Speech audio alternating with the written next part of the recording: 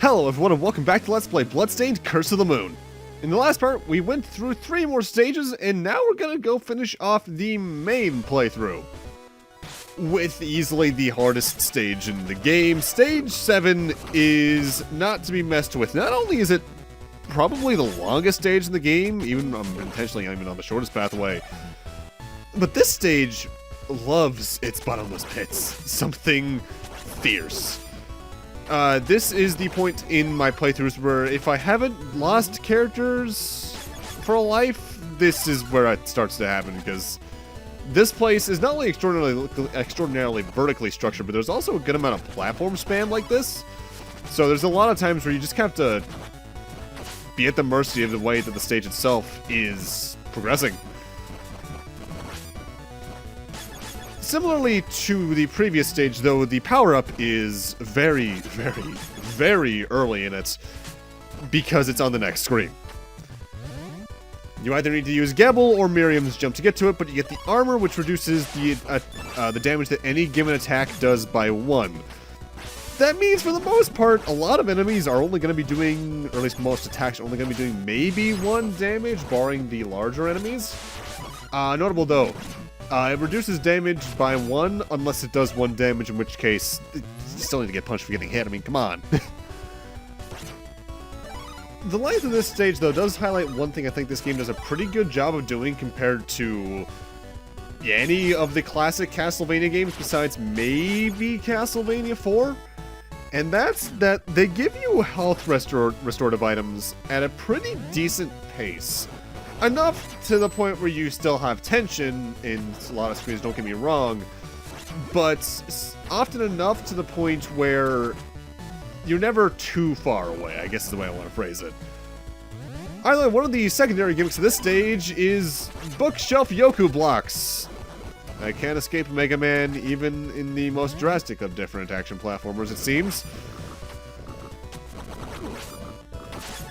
The one thing that kind of sucks about Gebel, though, from an attack standpoint, is that he can't attack things low to the ground, as you saw there with the frogs.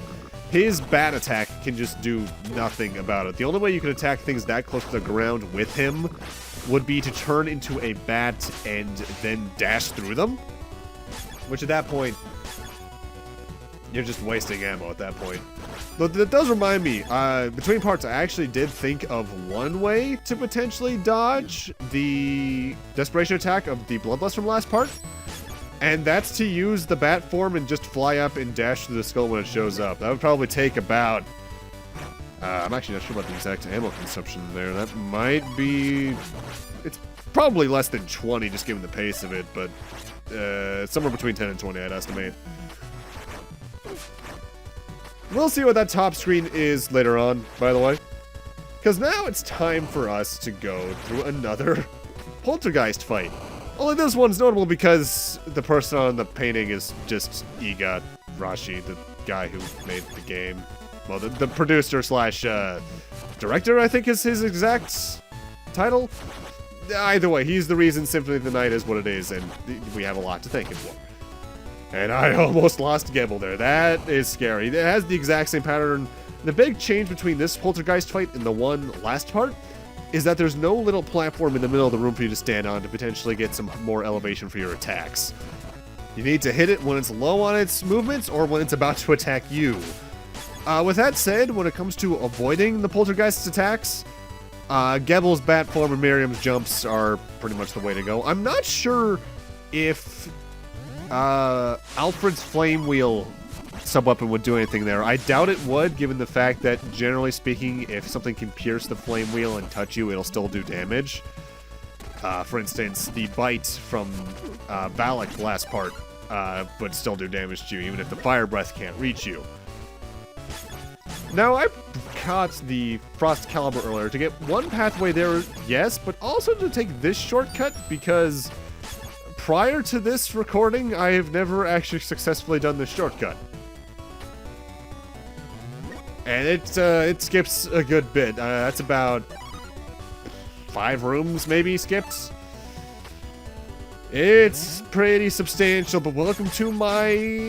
one of my least favorite screens in the game. The Yoku block-like bookcases here aren't too bad, but what is the fact that knockback can still screw me over. Oh, God. So yeah, this is what happens if you lose a character. That character dies for the stage, so you get a game over or beat the stage. I actually forget already in 2 parts if I've lost a character before. I know I didn't last part because I just recorded that, but I don't think I did in part 1. And as you can see, based off the HUD, I also lost Miriam there because, and I'll tell you exactly what happened there, I misjudged a jump horribly on that screen, and I jumped over the safe platform. Whoops. But because of that, I'm now locked into going left here because I can't get to that pathway either with Miriam's jump/slide or Gettle's bat form. Thankfully, this screen, while longer, isn't too much harder in this case. This is one of those cases where the difficulty is kind of balanced between the two. It's just a length thing, really. The biggest annoyance in this stage are these, I guess, fairies, enemies, because they bounce it along the screen all over the place, and while they don't do any other attacks besides that, if you partner their movements with the moving platforms, it's very easy to lose track of where they are relative to you, even if it's for the briefest of moments. Also, these lanterns first showed up in stage 1, but they couldn't really do their attacks too well. They just fire at you when you're at, I think, the same level as them.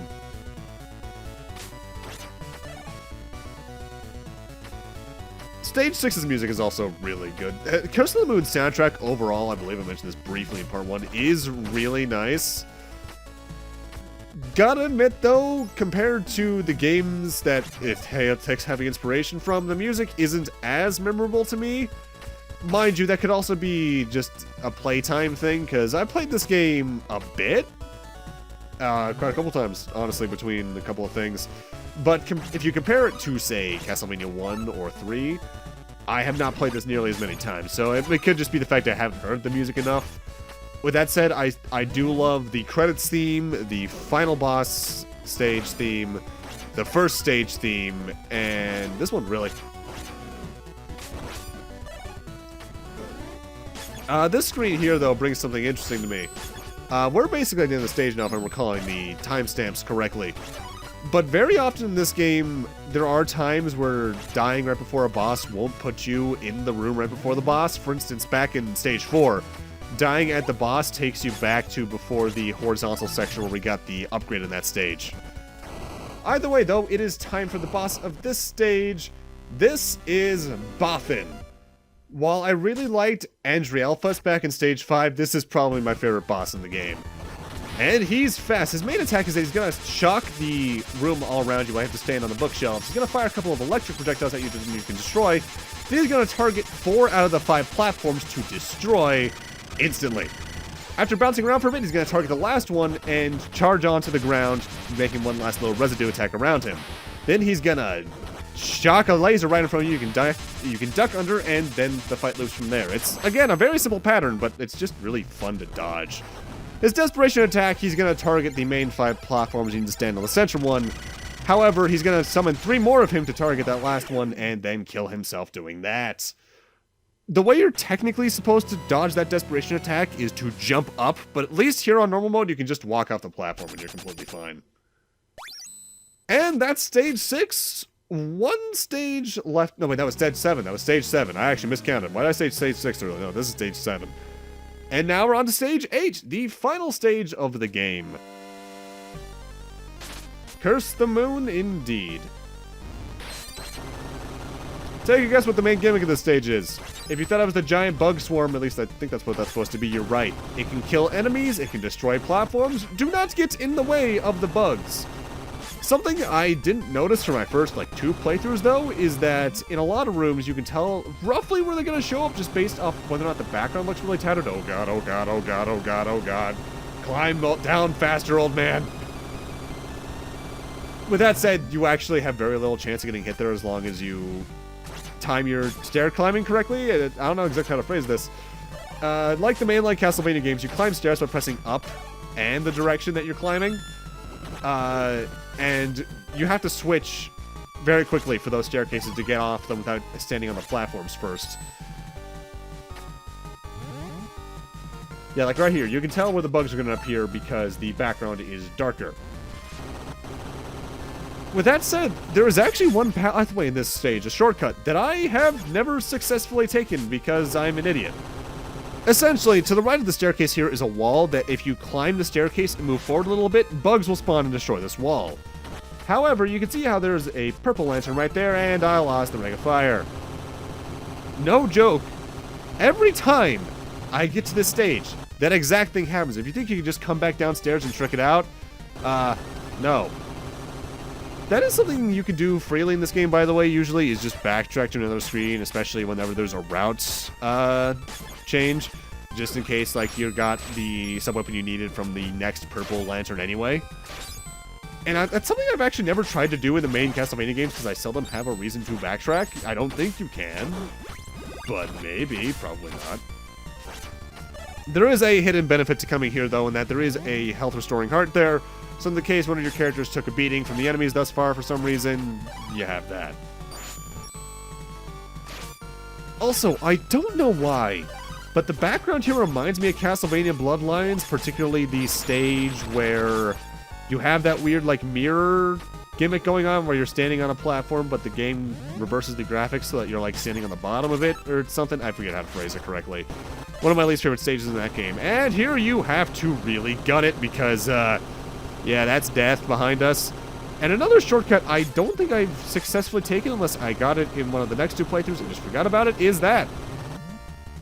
I think theoretically I actually could have just stood there on the platform and I would have been fine, but I wasn't feeling like losing too much health here.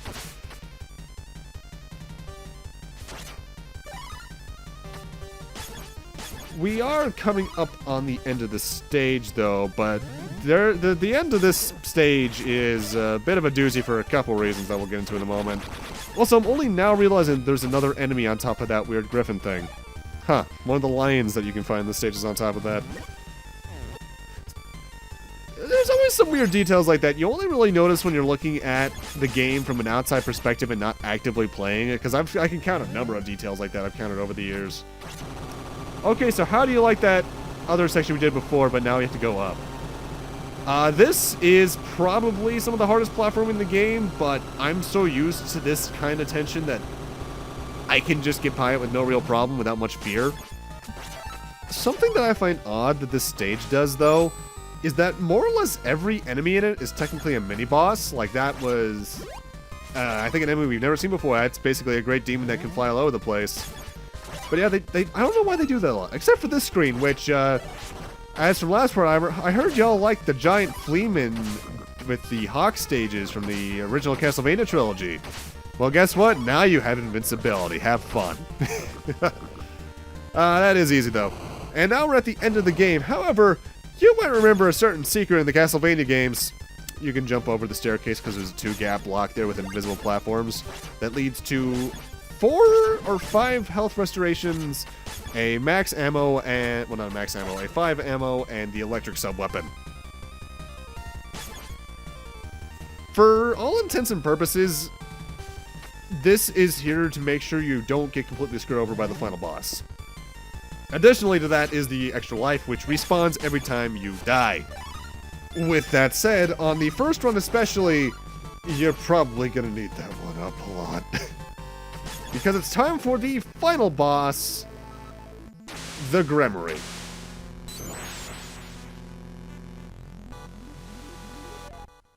Alright, so the way that this fight works, the main attack is that she's going to summon those bugs from the right or left side of the screen, which follow various pathways to try and just damage you. She also has a bit of a bubble shield-like effect where she surrounds herself in green energy, which spins around her and then continues spinning while spreading away from her. I have never been able to memorize the patterns in which the bugs come out from the left and right sides and whether it's exactly safe or not. With that said, if you use Zangetsu's Ashura ability, albeit I recommend saving your weapon energy a bit here, she goes down with relatively no issue. But, of course, it's the final boss of a video game, so of course there's more than one phase. Phase 2 of the Gremory is just some great pattern recognition. I love this fight. I also really like the final boss theme. Alright, so what her attacks are depend on the phase of the moon that's reflected in her little halo thing. When it's that, it's the pink sides, which go right, left, and then you have to jump over them in the opposite direction to avoid the second volley.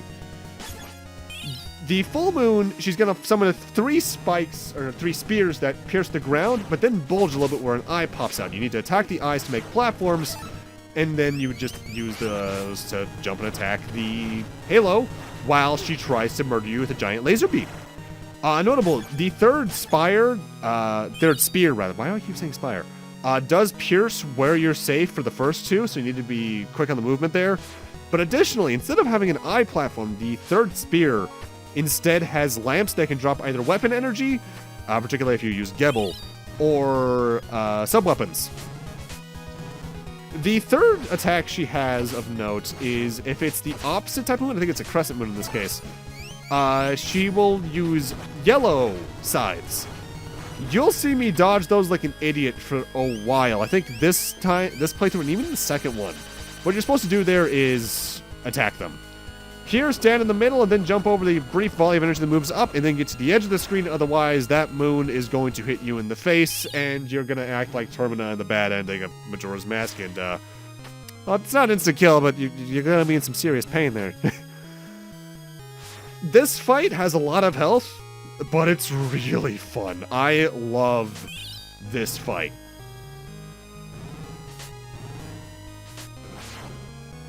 With that said, it does commit a bit of a cardinal sin. It's not even a cardinal sin, just a minor sin for me in video games where, for the game's mechanics, the bosses can have a bit too much health. The main series I think of that's guilty of that is, especially early Persona games. They can just be ridiculous with the health for the point in the game you're at.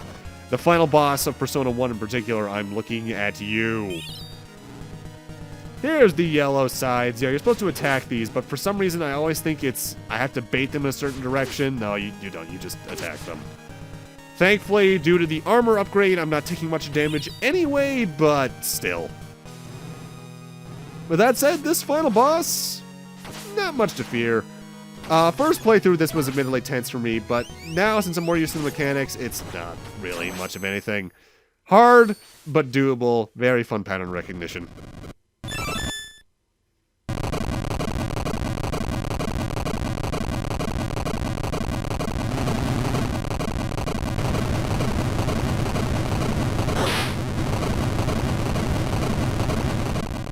Zangetsu was astonished by his own actions. For what reason did he do this? He existed to slay demons and take revenge, but long-lost emotions had been rekindled. However, the time for that had passed. As his consciousness drowned in darkness, Zangetsu could only pray for their safety.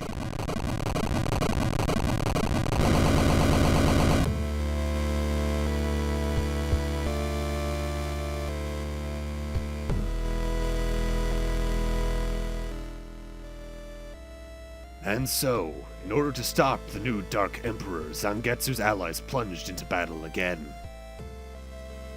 They may have to end their ally's life, but can they still save his soul?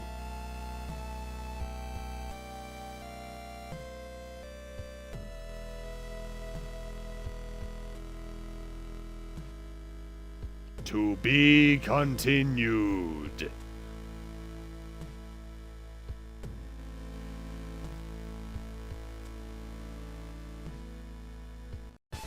Alright, so that's the end of normal mode, which is the most balanced way to play the game, I feel. Because between the 4 characters, you have a lot of bases covered. It is because they basically are modern interpretations of the classic Castlevania 3 partners that you just have access to all of them at once with. With that said, I'm not going to give my main opinions of the game yet. I'm going to save that for the final credit sequence review, because now it's time for us to do the 2 other notable playstyles for the game. There are 6 endings in total. What we got there is considered the quote-unquote normal ending, but it actually leads into the third of the 3 playthroughs I'm going to be showing off for this LP, Nightmare Mode, where you play as the other 3 characters without Zangetsu. The second playthrough I'm going to be doing is Zangetsu solo, because you might recall, back when we first recruited Miriam, I mentioned we could do 3 things. You could talk to her to recruit her, you could just outright ignore her and walk past her, or there's a third thing you can do that I'll be showing off early-ish next part. The main reason I'm showing off those 3 particular playthroughs is that they are the most drastically different, because the other 3 endings there are, which I'll discuss at the end of the second playthrough, are largely variations of what the next playthrough is going to be anyway.